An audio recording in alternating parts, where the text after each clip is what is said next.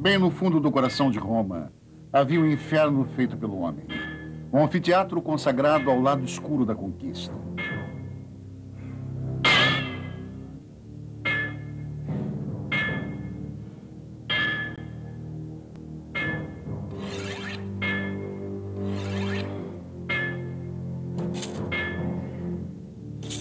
As roupas, os atores e os adereços eram reais.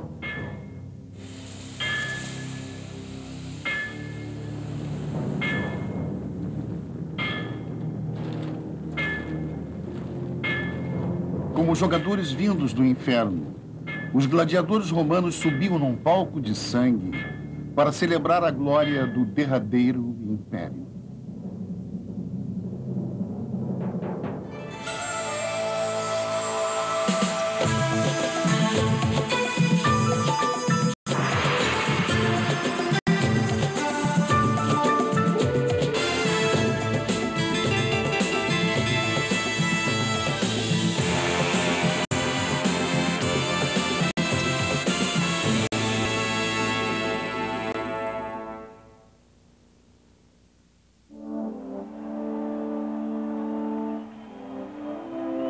Das câmaras subterrâneas, eles entravam no mais infame dos palcos do mundo antigo.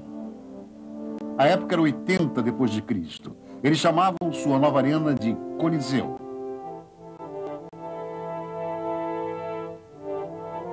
As cerimônias de inauguração duraram 100 dias.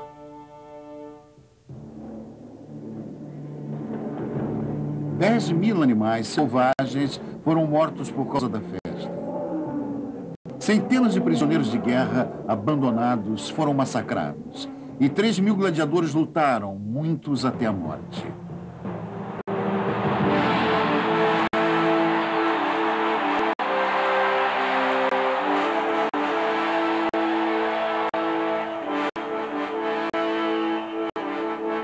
Com 14 andares de altura, o Coliseu dominava o horizonte romano.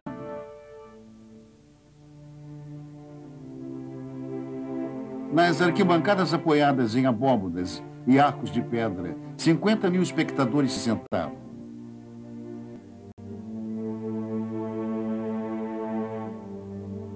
Agora sabemos como o Coliseu foi construído. A questão é, por quê? Por que os romanos vinham para cá celebrar a morte? Será que a conquista do mundo produziu uma sociedade de assassinos de sangue frio? Keith Hopkins, historiador da Universidade de Cambridge, acredita que os jogos são a chave para se entender o Império Romano. Os romanos conquistaram um império que cobria toda a bacia do Mediterrâneo, o que incluía, grosso modo, 1/5 da população do mundo de então. Não se pode ser um senhor de um império sendo delicado com seus súditos.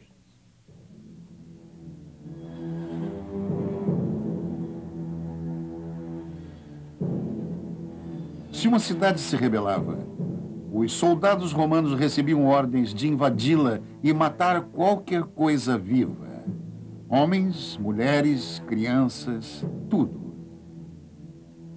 Se eles fracassassem, poderiam ser tratados pelo inimigo de uma forma muito pior do que os romanos tratavam seus prisioneiros.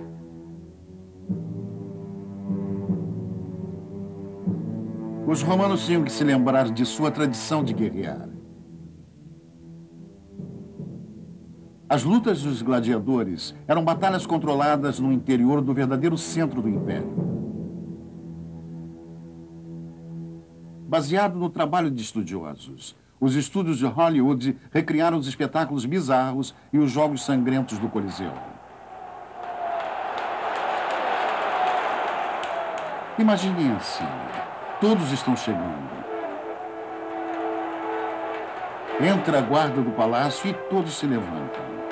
Entra o imperador e a multidão aclama. Os imperadores têm pouca paciência para os erros humanos durante as extravagantes apresentações. Quando os organizadores preparavam os grupos para uma competição, o imperador Cláudio mandava todos para a arena e os matava. Os espetáculos duravam o dia inteiro.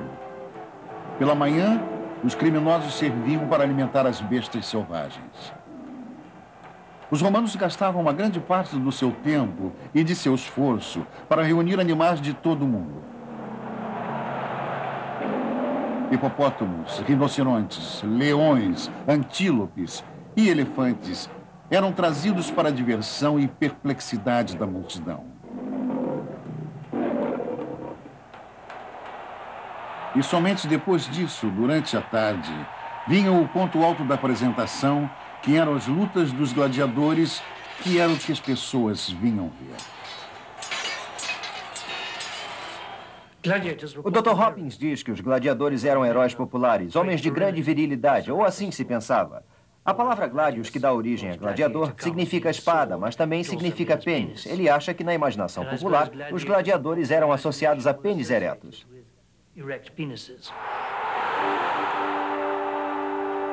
As moças fugiam com os lutadores que tinham cicatrizes de batalhas. Os guerreiros usavam nomes de guerra baseados na atração sexual e no carisma.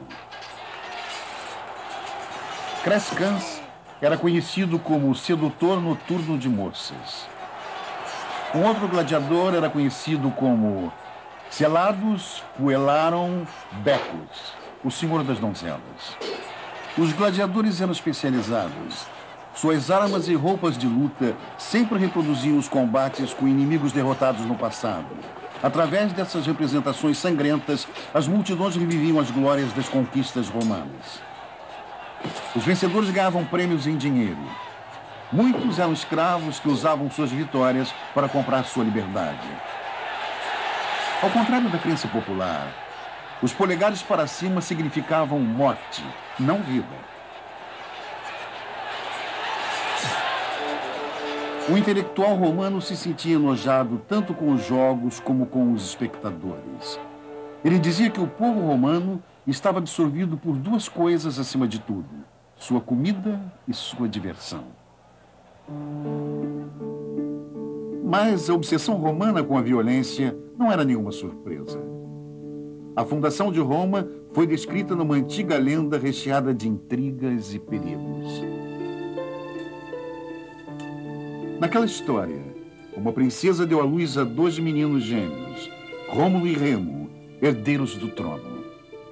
Para roubar o reino, um tio cruel jogou as crianças dentro do rio Tibre.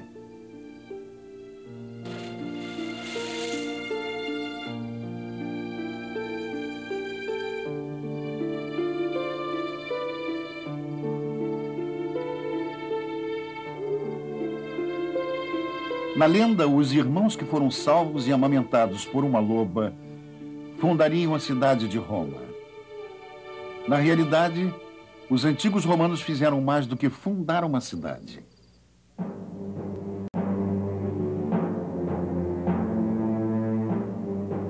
Mais de 200 anos antes do nascimento de Cristo, eles dominavam a Itália. A máquina de guerra romana destruiu o Império do Cartago. Ganhou vários territórios do norte da África e da Espanha. A Grécia e a Ásia Menor caíram a seguir. Em 45 a.C., os exércitos de Júlio César invadiram o Egito, conquistaram os gauleses da atual França e cruzaram o canal inglês da Bretanha até o Oriente Próximo. O império de quase 5 milhões de quilômetros quadrados se curvava perante Roma.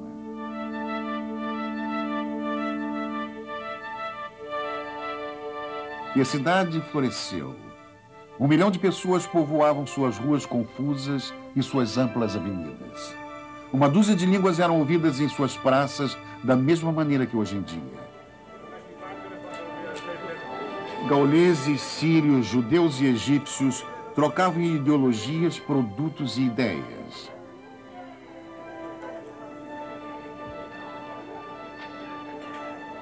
Roma foi enriquecida pela matemática do Oriente Próximo e pela filosofia e a medicina dos gregos. O grande empreendimento foi a antiga Roma, hoje parece muito mais impressionante. O arqueólogo James Parker é quem nos fala.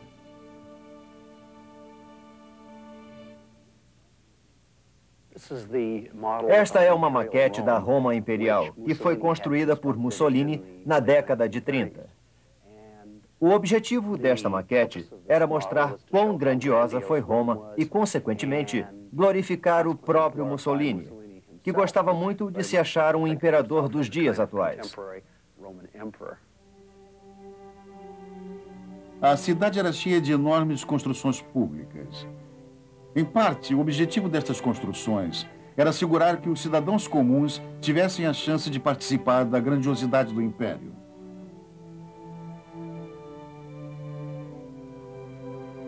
De todas as monumentais estruturas de Roma, a única que sobrevive intacta é o Panteão.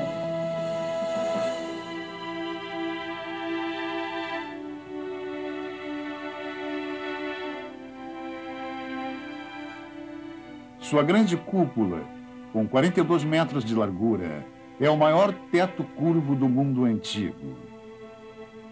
Em seu ponto mais alto, um olho se abre para o céu. Criado pelo imperador Adriano no século II d.C., o Panteão homenageia todos os deuses do Império. Suas portas de bronze se abriam tanto para os romanos como para os peregrinos.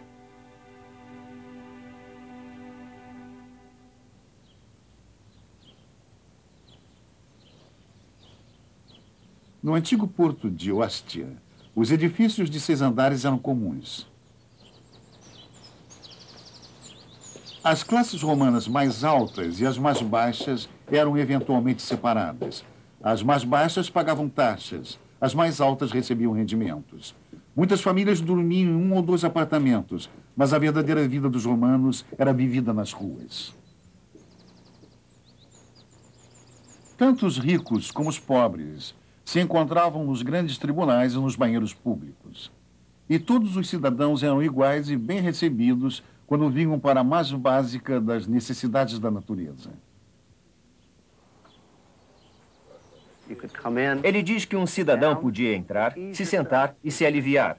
Ele podia discutir política com seus amigos e podia encontrar nos banheiros qualquer um de seus vizinhos, desde as pessoas que trabalhavam nas lojas locais até os criados. Talvez até encontrasse um dos mais altos membros da aristocracia de Ostia. Todas essas pessoas estariam juntas nesta sala, numa espécie de sociabilidade pública, celebrando as funções que, entre os povos modernos, é mantida em particular.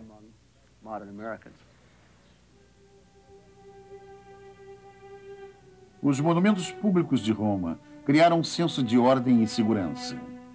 Mas a obsessão com a conquista passou a força desordenada para as mãos das forças armadas e logo a ambição desenfreada de um homem dispararia um sinal de alarme por toda a República. No século I a.C., os exércitos de Júlio César destruíram as tribos da Gália e dizimaram seus inimigos no norte da África. Em 49 a.C., apesar da crescente inquietação civil, César encenou uma extravagante celebração de vitória. Petrônio, um escritor romano, refletiu sobre a cobiça pelo poder. Ele diria: parecia como se o mundo inteiro estivesse nas mãos dos romanos vitoriosos. Eles tomaram posse da terra, dos mares e das estrelas, mas não estavam satisfeitos. César também não estava. Durante séculos, a autoridade romana ficou nas mãos de um senado eleito pelas classes regentes. Em 45 a.C., César se declarou ditador, o primeiro do Império Romano. Muitos senadores foram obrigados a ver a antiga república acabar, e então, no dia 15 de março de 44 a.C., o arrogante César entrou no fórum.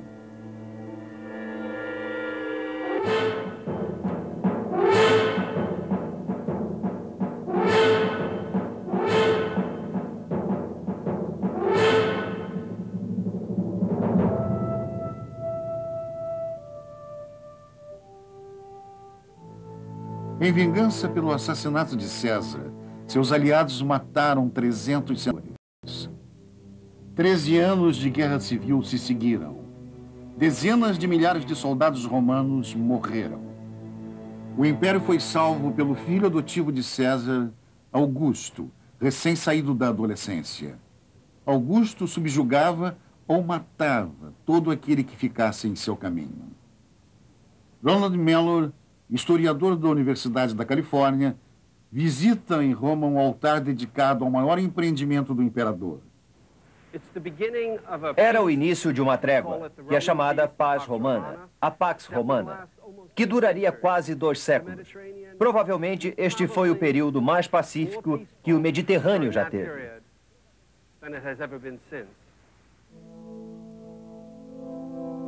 Augusto usava seus poderes ditatoriais mais para fortalecer do que para destruir o Estado. Ele criou uma burocracia prática e governou um império que se manteve unido pela maior das vitórias militares.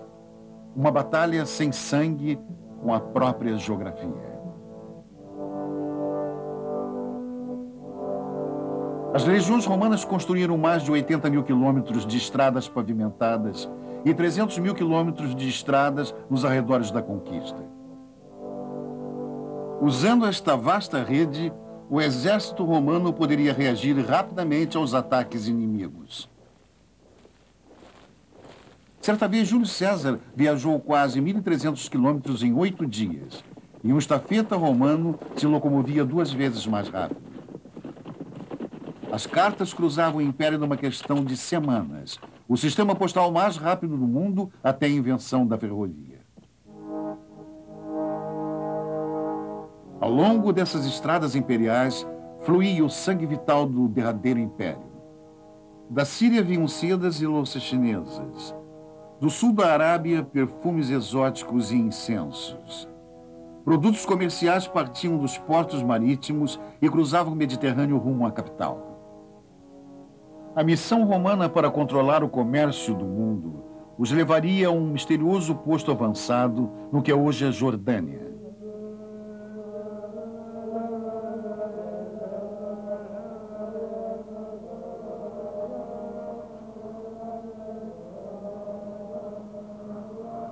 No século II d.C., o exército romano cercou uma cidade que guardava a única passagem através das montanhas da Jordânia. A cidade era a capital de um povo chamado Nabateus. Uma rede de estradas para caravanas dominava o norte. Uma chave para o império que os romanos tinham que ter. Em 1809, o explorador suíço John Burckhardt ouviu rumores sobre uma fantástica cidade escavada na rocha sólida da montanha. O território era controlado pelos poderosos nômades muçulmanos.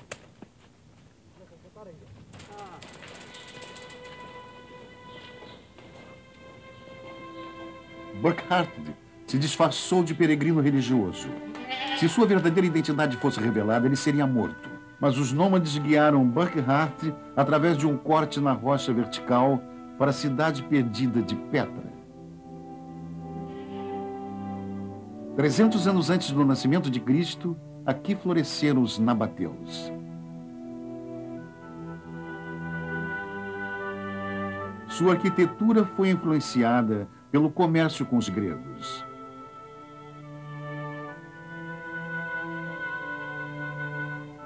Mas Burckhardt e os exploradores que vieram depois acharam evidências de que os romanos também tinham estado aqui.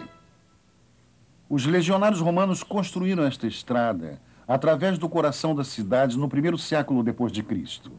Por que a força militar contribuiu para valorizar Petra ao invés de simplesmente pilhar seus tesouros? Por que poupar os nabateus? A resposta leva ao âmago da política externa romana.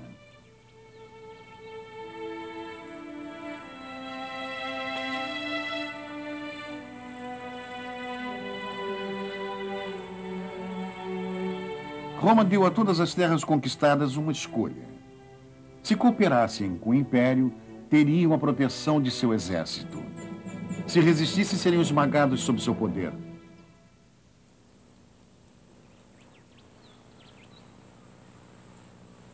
O arqueólogo Pierre Bical do Acor, Centro Americano para Pesquisas Orientais na Jordânia, é o diretor da escavação em Petra. Ele pergunta por que os romanos vieram aqui. A elite romana desejava perfumes e mercadorias, como o incenso, e vinham da Índia e do Iêmen. Estas coisas tinham que passar por aqui. Petra controlava um ponto-chave num gigantesco sistema comercial, o único acesso para toda esta região. Os romanos se transformaram em consumidores insatisfeitos, e Petra controlava o fluxo das delícias vindas do Oriente. Sabiamente, os nabateus se transformaram numa província romana. Em troca, eles mantiveram uma parte da atividade e continuaram a prosperar. Mas entre centros comerciais como Petra e os portos romanos no Oriente Próximo estavam vastas terras desertas, cheias de invasores nômades. Como será que os romanos impediram que eles invadissem o oleoduto?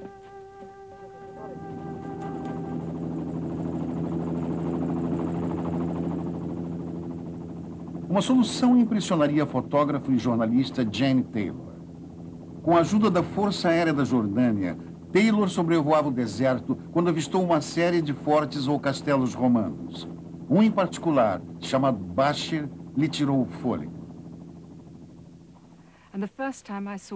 Ela diz que a primeira vez que viu o castelo de Bashir estava a caminho de Petra. E, na verdade, nem estava fotografando, porque naquela área não há nada em volta deste pequeno ponto que é o castelo. Conforme iam chegando mais perto, puderam ver as torres e uma parte já em ruínas. Mas, como um todo, ele está em perfeitas condições. Quando se vê um forte no meio do nada, sempre nos perguntamos por que eles colocariam uma coisa dessas neste lugar.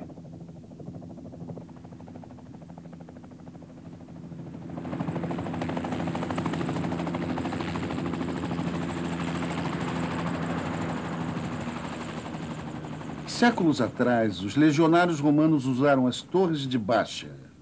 Hoje, a polícia jordaniana do deserto permanece zelando por estes antigos postos avançados. أهلا وسهلا أهلا وسهلا كيف حالكم؟ إحنا من مركز أمريكي جين تايلور سبيك فيما سليمان فيصل ممكن هنا بشوف تطلع فوق بشوف Para completar sua pesquisa, Taylor voltou a Bashir com o arqueólogo do Acor, o Dr. Zbigniew Fima. Do alto da torre se pode ver tudo. Wow, you can see right around. Segundo o Dr. Fima, os fortes e as torres de observação serviam não apenas para proteger as caravanas e o comércio nas principais rotas, mas também para informar as autoridades sobre quaisquer inimigos vindos do Oriente, monitorando o movimento das pessoas, especialmente vindas do leste para o oeste. Os fortes podem ser vistos à distância, ou seja, a comunicação visual é preservada. É como se dissessem, por aqui é um forte que é nosso, é melhor vocês irem um pouco mais para o sul. E ele tem outro e mais outro. Desta maneira, os fortes e as torres de observação podem se comunicar com relativa facilidade. Ao construírem seus fortes numa linha de visão direta, os romanos criaram um sistema de alarme habilidoso e antigo.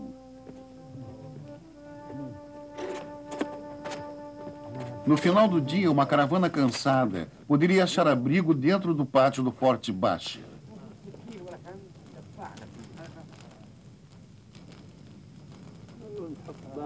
Muito antes do nascer do sol, os condutores saberiam se era seguro seguir. Usando o código de tochas durante a noite e sinais de fumaça durante o dia, os legionários romanos mandavam avisos sobre os movimentos dos inimigos numa questão de minutos. Para fortes que distavam até 32 quilômetros, o oleoduto do Império estava seguro.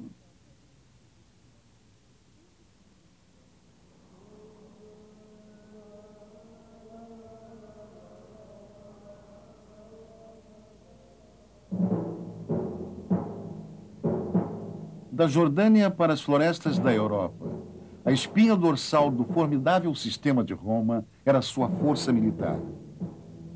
A vida de um legionário era perigosa e sacrificada.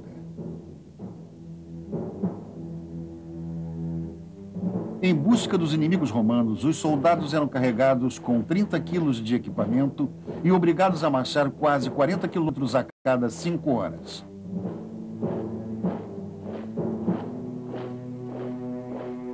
Mesmo nesta velocidade, o Império Romano era tão vasto que poderia levar 5 meses para se marchar de Petra até o mais distante posto avançado nas Ilhas Britânicas. Aqui, um exército construído para batalhar se transformou num exército de ocupação. Para o Dr. Robin Birley, eles nunca desistiam. Os arqueólogos sempre imaginaram como os romanos chamavam os nativos e descobriram Britúnculi, britânicos desprezíveis. Incansável, o Dr. Birley trabalha duro procurando restos da época romana.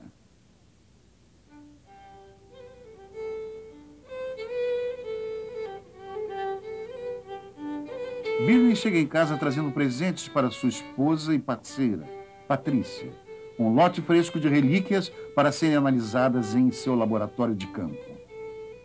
O campo de caça do Dr. Birley fica ao longo da maior barreira militar do mundo ocidental, a Muralha de Adriano. Marcando a fronteira norte do Império Romano, ela segue por mais de 123 quilômetros desde o Estreito Estuário até o Mar da Irlanda.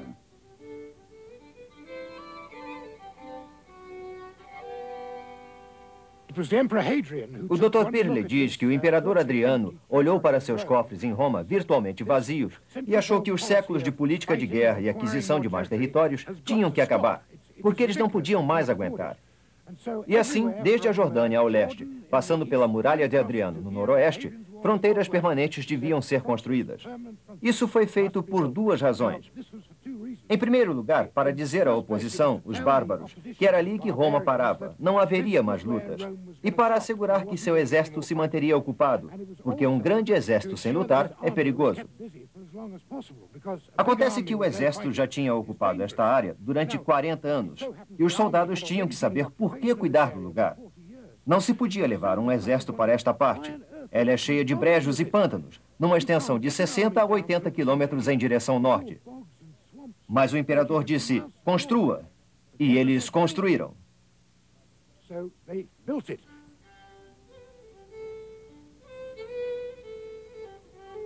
Depois de um duro dia de trabalho, os homens de Adriano retornavam para uma série de fortes construídos perto da muralha.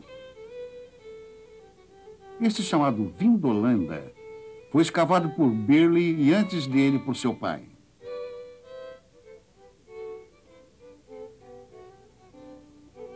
Em 1973, enquanto escavava uma nova seção do forte, Birley fez uma descoberta miraculosa. A composição química da turfa úmida tinha preservado um monte de lixo romano. E que lixo! Botas e sapatos começaram a brotar junto com outros objetos de couro. Peças de bronze brilhavam como ouro. Penas, insetos... Era um mundo diferente reunido lá embaixo.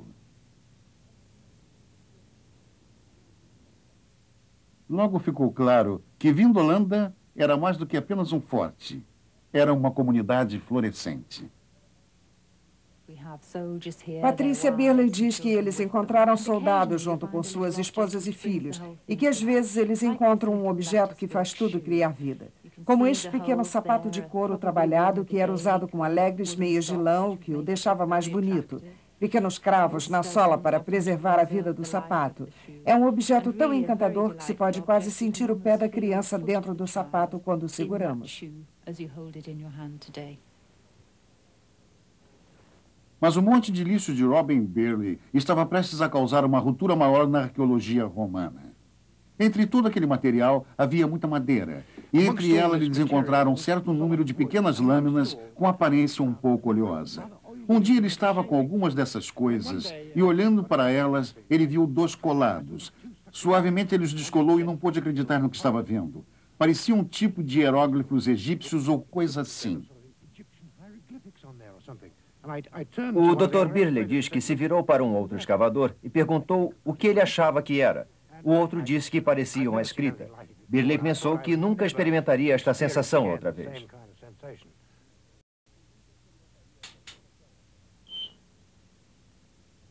Uma universidade local realizou fotografias com infravermelho. Burley logo percebeu que seu monte de lixo incluía uma caixa de correio romano. Escritas em latim, sobre as lâminas de madeira, estavam cartas do passado. O Dr. Burley diz que eles esperavam encontrar alguma informação militar importante. Estava difícil traduzir. Finalmente, eles traduziram e leram: saudações, estou lhes mandando um presente. É um pacote de meias, sapatos e subligária.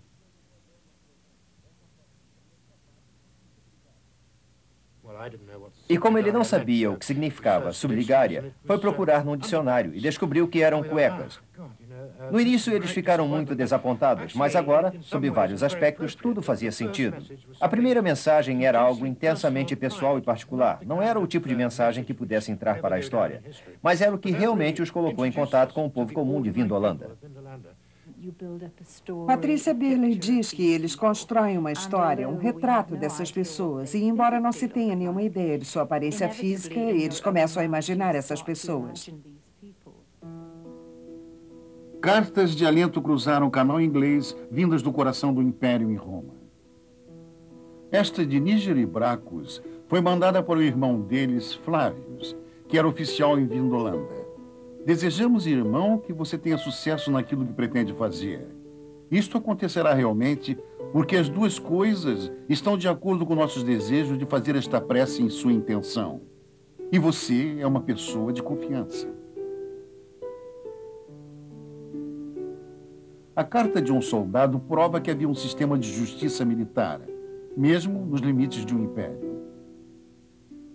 Eu lhe imploro que não permita que eu, uma pessoa inocente, seja açoitado. Sou um homem inocente e não devo ser tratado dessa maneira, não importa qual tenha sido o crime. A mais tocante de todas talvez tenha sido a carta de uma mulher de soldado para outra. Cláudia Severa para sua querida Lepidina. Estou lhe enviando um caloroso convite para que venha à nossa casa dia 11 de setembro para celebrarmos meu aniversário. Sua presença tornará meu dia mais feliz. Espero você, irmã. Adeus, minha querida. Ele diz que não se sabe de onde as cartas vieram. Pode-se pensar que era entre duas senhoras aristocratas de Roma para uma cidade próxima. Na realidade, esta carta foi escrita num novo território conquistado nos confins da terra, tão longe quanto os romanos puderam chegar, por volta do ano 100 depois de Cristo. Só não se imagina que este tipo de sociedade tenha se estabelecido tão logo depois da conquista. Cartas de uma outra época finalmente são entregues. Antes tarde do que nunca.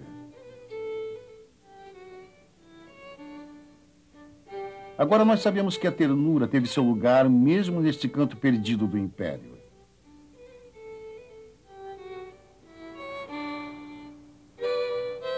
Da Jordânia até a muralha de Adriano, o sacrifício das famílias de militares permitiram que cidades romanas crescessem e prosperassem.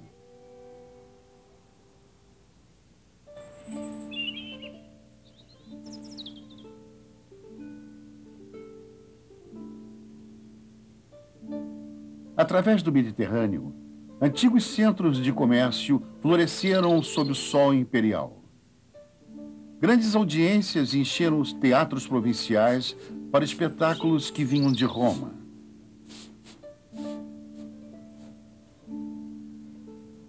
Comediantes brincavam com as escapadas sexuais dos ricos e poderosos da capital.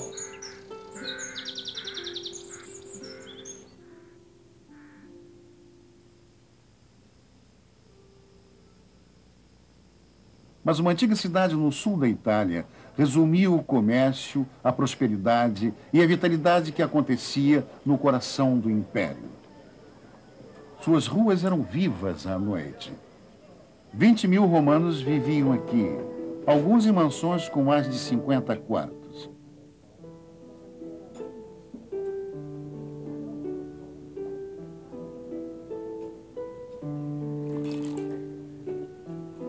Durante o dia, os lares dos mercadores soavam com as falas das famílias seguras e felizes, protegidas pelo mais poderoso império na Terra.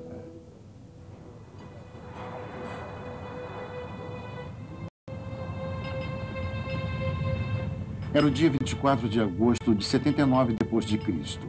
Rochas derretidas foram atiradas a 27 quilômetros de altura, com 2 vezes a velocidade do som.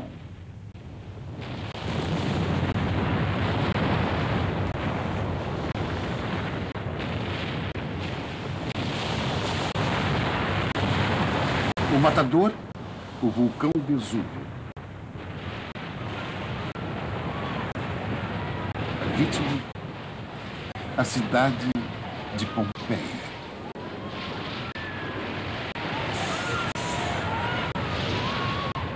Uma testemunha ocular descreveu este episódio terrível. A escuridão se espalhou sobre nós não como uma noite sem lua ou nebulosa, mas como um quarto fechado e sem luz. Podia-se ouvir os gritos das mulheres, o choro das crianças e o berro dos homens. Alguns procuravam suas crianças, outros seus pais. Outros, com tanto medo da morte, rezavam para morrer. Muitos levantavam suas mãos para os deuses, mas a grande maioria acreditava que não havia mais deuses e que a última e eterna noite havia caído sobre o mundo.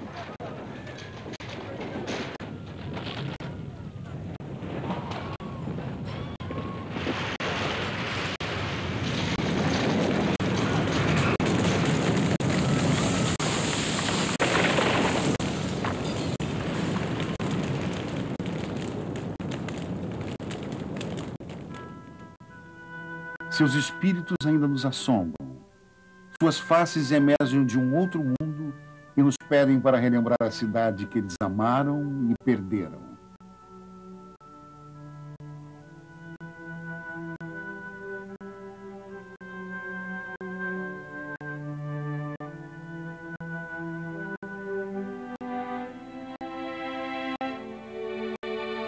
Ironicamente, a fúria do Vesúvio destruiu e preservou Pompeia.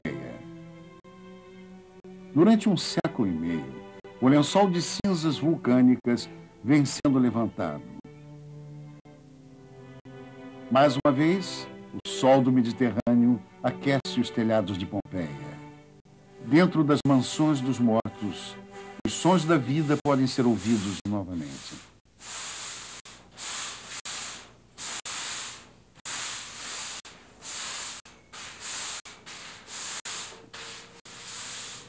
Através dos esforços de arqueólogos dedicados, um surpreendente mosaico da vida diária é revelado.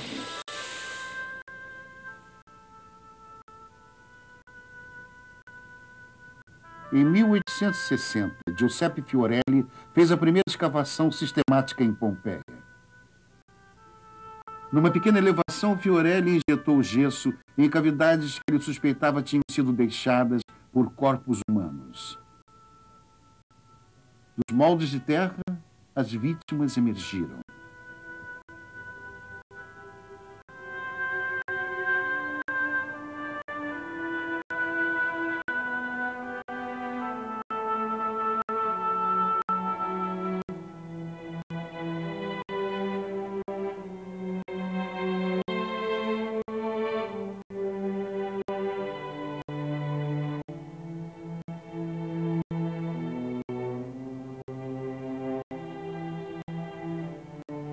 Numa última tentativa de salvar sua família, um homem é paralisado pela morte.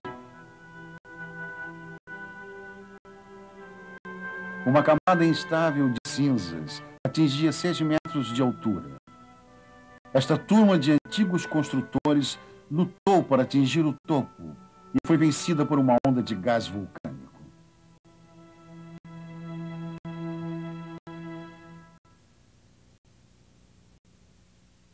O Dr. Baldassare Conticello é o superintendente das escavações de Pompeia. A repentina morte desta cidade trouxe uma nova dimensão à sua visão da arqueologia.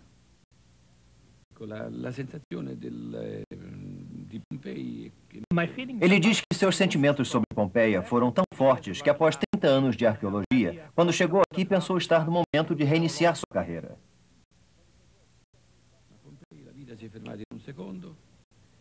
A vida terminou em um segundo. As pessoas morreram no lugar que normalmente ocupavam e as casas estão cheias de objetos que estavam ali naquele momento. Em suma, estes momentos são revividos quando as cinzas são retiradas.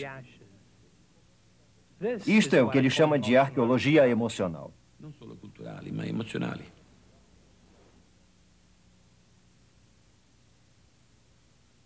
Enquanto Pompeia acordava do seu longo sono, um retrato das sensuais vidas dos romanos emergia.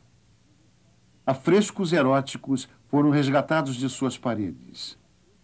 Faunos loucos de amor surgiram das cinzas, assim como muitos grafites.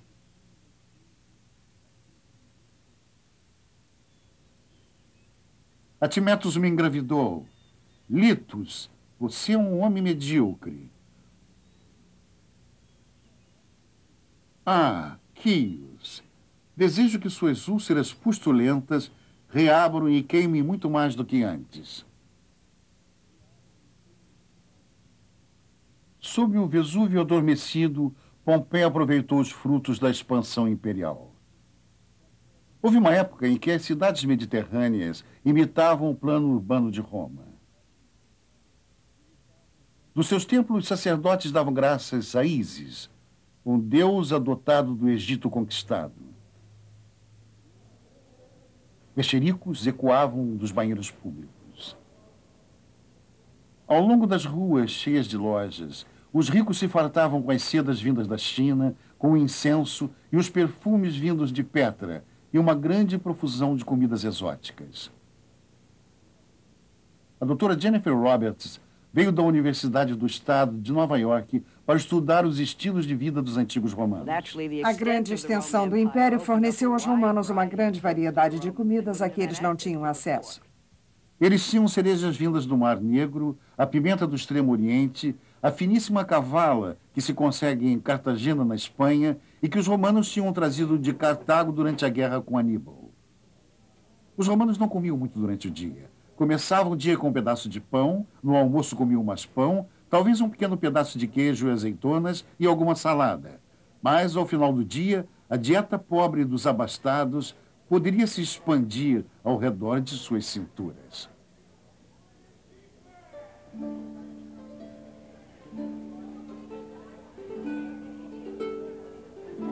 Altos banquetes à noite mantinham os amigos unidos com muitos escravos para servi-los e limpar a sujeira. Os romanos se tornaram famosos por seus grandes festins. O bar ficava aberto a noite toda. A culinária era melhor descrita como gordurosa, simples e ligeiramente apodrecida. Se preferia javalis e ratos selvagens recheados quando chegavam ao ponto de estar com um cheiro ligeiramente rançoso. E mesmo dispondo de frutas frescas, as maçãs ocupavam um simples terceiro lugar depois dos caracóis alimentados com leite. Mas relatos de orgias selvagens na sobremesa permanecem como um ponto de pura especulação. O que se sabe é que esta sociedade, dominada pelos homens, vivia num duplo padrão familiar. As mulheres que cometiam adultério poderiam ser exiladas, mas era perfeitamente legal que seus maridos visitassem a casa de prostituição local. No mais famoso bordel de Pompeia, foram encontrados os quartos das antigas prostitutas. Sobre cada porta, um desenho da especialidade da ocupante. A doutora Roberts diz que não havia muitas profissões para as mulheres, mas duas das mais comuns era trabalhar no comércio de roupas e na prostituição. Uma mulher que dizem ter trabalhado como prostituta foi a mulher do imperador Cláudio. Ela foi uma das pouquíssimas mulheres que se conhece no mundo antigo a ter trabalhado principalmente para a realização pessoal. A história conta que, à noite, ela fugia dos alojamentos imperiais e vinha para prostíbulos como este e assumia um quarto sob o nome de Liquisca, a mulher-lobo. E ela gostava tanto do seu trabalho que, quando no final da noite o dono do estabelecimento dispensava as mulheres, ela preferia ficar e só ia embora com grande tristeza.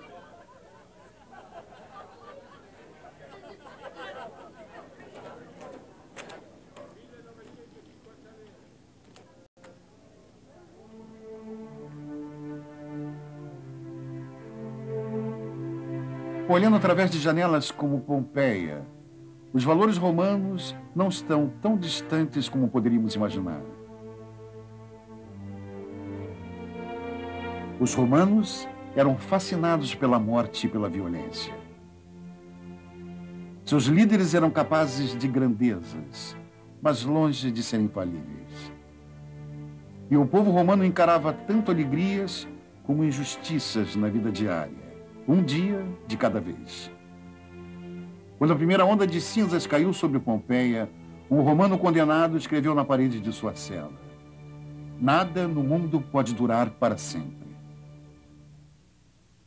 Ao final do século III depois de Cristo, o mesmo poderia ser dito sobre o Império Romano. A corrupção nas classes altas e os desastres militares no exterior começaram a corroer a base da sociedade romana. No Oriente, os persas invadiram as fronteiras imperiais. No Norte, as tribos germânicas se uniram e invadiram o Sul. O Dr. Mellor diz que por trás dos germânicos estavam os hunos, por trás dos hunos estavam outros povos da Ásia Central. Aquela pressão continuou cada vez mais.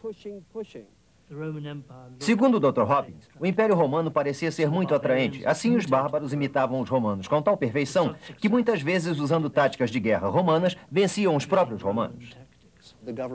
Para o Dr. Packer, o governo não trabalhava muito bem, não protegia o povo, não permitia que ele tivesse suficiente liberdade pessoal.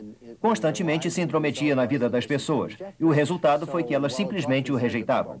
Sempre se disse que os bárbaros chegaram e se apossaram do mundo romano. A verdade é que os bárbaros nunca teriam entrado se não tivessem sido recebidos com tanto entusiasmo pelas pessoas que viviam no Ocidente. Para alguns romanos, o fim do Império Ocidental foi um produto natural do tempo. O grande teólogo Agostinho explicou melhor. Ele disse: "Se o que Deus tem feito um dia sumirá, então com certeza o que Rômulo fez desaparecerá muito mais cedo." Mas o inevitável declínio de Roma empalidece à luz de suas realizações. A paz de Augusto reinou através do mundo ocidental durante 200 anos. Um recorde incomparável na história. Muitas das palavras que falamos devem sua forma e som aos romanos. Inglês, italiano, francês e espanhol, todas geradas da língua latina.